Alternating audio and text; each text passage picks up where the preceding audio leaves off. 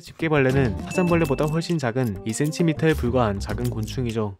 그런데 웬만한 사슴벌레보다 크고 심지어 우리나라의 넓적 사슴벌레 중에서도 대형급인 80mm가 넘는 초대형 집게벌레가 살고 있었습니다. 바로 세인트 헬레나 집게벌레죠. 1798년 덴마크의 곤충학자 요한 크리스티안 파브리시우스가 처음 발견한 세인트 헬레나 집게벌레는 20mm 정도인 일반 집게벌레보다 무려 4배 이상 큰 집게 길이 34mm에 몸 길이 50mm, 총 84mm에 달하는 세상에서 가장 큰 집게벌레였습니다. 세상에서 두 번째로 큰 호주의 콜로세아 집게벌레가 세인트 헬레나 집게벌레의 몸 길이인 50mm에 불과할 정도면 정말 엄청난 크기죠. 그렇다면 세인트 헬레나 집게벌레는 어떻게 84mm까지 커질 수 있었던 걸까요? 1.8m에 달하는 세상에서 가장 큰 육지 거북인 갈라파고스 땅거북과 3.6m에 달하는 세상에서 가장 큰 새였던 자이언트 모아새가 공통적으로 겪었던 섬 거대화 현상. 섬 거대화 현상은 고립된 섬에 천적이 없을 경우 먹이를 쉽고 많이 섭취할 수 있도록 몸집이 커지게 진화하는 현상인데, 아프리카에서 1950km 떨어진 외딴 섬 세인트 헬레나 섬에 서식했던 세인트 헬레나 집게벌레는 섬에 지네나 쥐 등 천적이 존재하지 않아 먹이를 편하게 먹을 수 있었고, 이로 인한 섬 거대화 현상으로 84mm까지 커질 수 있었던 거죠. 하지만 거대해진 세인트 헬레나 집게벌레는 2014년 멸종되었습니다. 16세기 초 사람이 발견하기 전까지 무인도였던 세인트 헬레나 섬은 사람이 들어와 살게 되면서 뱃속에 숨어있던 쥐와 지네도 함께 섬으로 들어오게 되었고, 천적이 없어 몸집이 거대해지고 필요 없어진 날개까지 퇴화했던 세인트 헬레나 집게벌레는 쥐와 지네가 먹기 좋은 먹이가 되었습니다. 게다가 돌 밑에 숨어 지내는 집게벌레의 특성상 같은 특성을 가진 지네와 서식지가 겹쳤고, 서식지 경쟁에서 밀려난 세인트 헬레나 집게벌레의 개체수는 점점 줄어들 수밖에 없었죠. 그로부터 약 400년이 지난 1965년 벨기에에 위치한 중앙아프리카 왕립박물관의 벨기에 탐험대가 1965년과 1967년 두 차례 세인트 헬레나 섬을 방문해 400년간 개체수가 많이 줄어든 세인트 헬레나 집게벌레 총 40마리를 남획했고, 탐험대가 다녀간 이후 더 이상 세인트 헬레나 집게벌레는 발견되지 않았습니다. 1988년과 1993년 런던 동물원 폴 피어스 켈리 탐험대가 세인트 헬레나 집게벌레 복원을 위한 프로젝트 헤라클레스라는 이름으로 두 번의 탐사를 진행했으나 한 마리도 발견하지 못하면서 프로젝트는 실패했고, 영국의 동물학자이자 1990년대와 2000년대 세인트 헬레나 섬에서 많은 연구를 수행한 필립 애쉬몰 박사의 2003년 세인트 헬레나 섬 탐사 기록에 따르면 세인트 헬레나 집게벌레는 발견되지 않았고 멸종되었을 가능성이 높다고 적혀있으며, 2005년 런던 자연사박물관의 하워드 맨델 역시 세인트 헬레나 집게벌레 발견에 실패했습니다. 이렇듯 탐사는 모두 실패했지만 1995년 필립 애쉬몰 박사가 발견했던 죽은 세인트 헬레나 집게벌레를 비롯해 죽은 개체들이 여러 번 발견되면서 살아있는 집게벌레가 섬 어딘가에 있을 것이라는 희망이 있었지만 2005년 영국 정부가 그 희망을 없애버립니다. 남대서양 영국령의 섬인 세인트 헬레나 섬은 나폴레옹의 망명지이자 나폴레옹의 마지막 저택인 롱우드 하우스가 있으며 영국 정부는 이곳을 세계적인 관광 명소로 활용하고 싶어 했습니다. 그래서 영국 정부는 세인트 헬레나 섬에 공항 건설 프로젝트를 진행했고, 섬의 동쪽 지역에 활주로를 짓기로 계획했죠.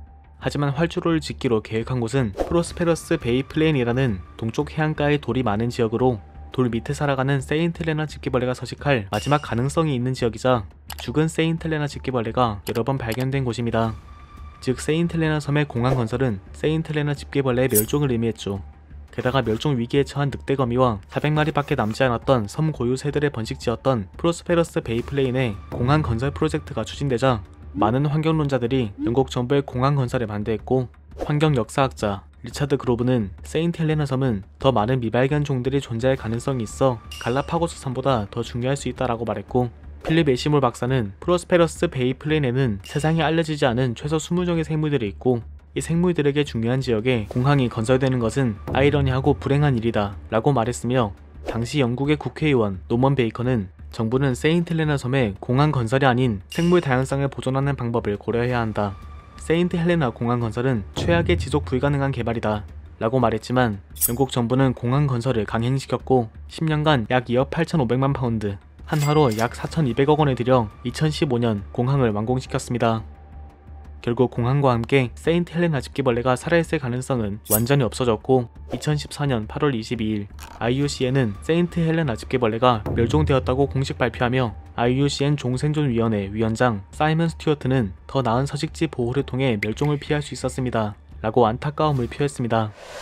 게다가 더 안타까운 건 산을 깎고 계곡을 메워 자연을 훼손시키고 세인트헬레나 집게벌레의 마지막 생존 가능성을 없애 멸종에 이르게 하면서까지 강행하며 건설한 공항이 세상에서 가장 쓸모없는 공항으로 불린다는 이야기였습니다. 2015년 완공 후 바로 개장할 예정이었던 세인트헬레나 공항은 강한 바람과 바람의 속도나 방향이 갑자기 변하는 윈드시어 현상으로 인해 비행기 이착륙이 어려워 공항에 투입할 비행기 기종을 정하지 못해 1년 동안 개장조차 하지 못하면서 세상에서 가장 쓸모없는 공항으로 불렸습니다. 심지어 2016년 공항을 개장하기 2달 전에도 시험 비행에서 3번의 시도 끝에 겨우 착륙에 성공할 정도로 착륙에 어려움이 많아 특별 훈련을 완료한 조종사들만 착륙할 수 있는 C등급 공항으로 분류되었죠.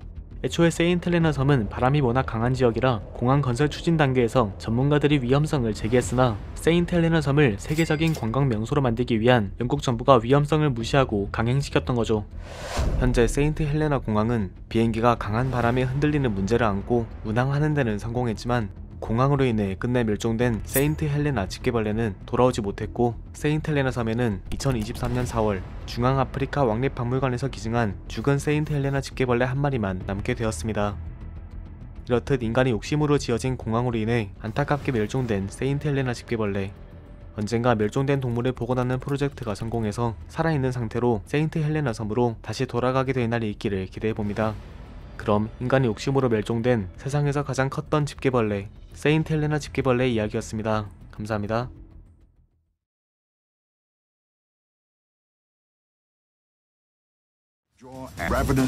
집게턱 거미 대 개미귀신입니다.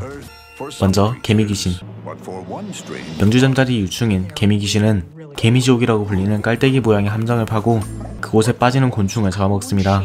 개미지옥에 빠질 경우 경사면 자체가 매우 미끄럽고 빠져나가려고 하면 개미귀신이 모래를 퍼올려 미끄러지게 만들기 때문에 한번 빠지면 빠져나오기가 매우 힘들죠. 개미귀신은 보통 개미와 같은 작은 곤충을 잡아먹고 거미까지 잡아먹을 수 있다고 하네요. 그럼 집게턱거미. 덧개미라고도 불리는 집게턱개미는 180도를 펼 수 있는 큰 턱을 가지고 있고 세상에서 2번째로 빠른 턱을 가지고 있습니다. 석궁과 같은 원리의 턱을 가지고 있는 집게턱개미는 턱을 닿는 속도가 무려 시속 233km에 달한다고 합니다. 그리고 이 속도로 땅바닥을 잡아채면 수직으로 8.3cm나 점프가 가능하죠. 이 점프를 이용해 개미지옥을 탈출할 수 있으며 개미지옥에서 탈출할 확률이 다른 개미보다 2배 이상 높다고 하네요. 참고로 세상에서 가장 빠른 턱을 가진 생물은 드라큘라 개미로